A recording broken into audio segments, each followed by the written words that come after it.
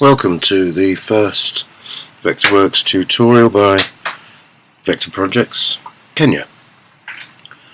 This first session is about palettes, which you can see is a blank screen, and our palettes are on the right hand side because we are right-handed.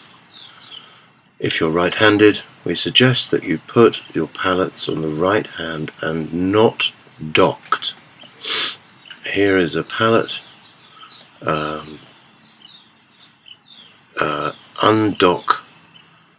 that's undock current document, but if you drag the palette towards the window, it will dock, as they say. It'll become locked into the frame, so you won't be able to move it around. We like to move it around. We like to maximize the available space for drawing, and that is why we'll minimize these one by one. Most of them are fixed open. Some, which are occasional use, will be automatic drop down, which you adjust by clicking this little plus or the minus. So the plus means it's fixed and the minus means it's a drop down, automatic drop down.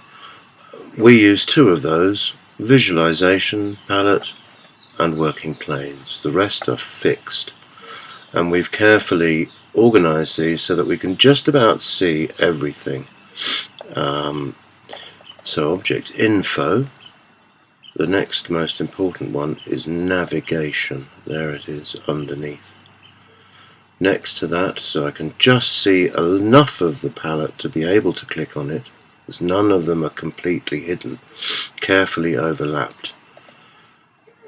Here is resource manager. Visualization has dropped down there. Attributes need to be slightly encroaching onto the screen, and the reason for that is because of this. You want to be able to see all the colors available. We found we have to move it slightly. It won't flip to the left, to the right, to the left hand side, unfortunately. Wall tools are here, I can just see that. Rendering, I can just see the tab there if I want to click on that. So no matter what configuration is an active palette, I can always see the little corner or edge of a palette, so they're not, no one palette is 100% hidden or overlapped by another. Drawing objects, some of these are of course customized. My name is Dom, that's why it says Dom Components. We'll come on to that later.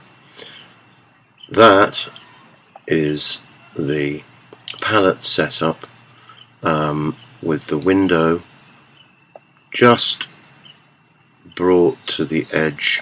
So that is about the maximum window size you can get for your drawing.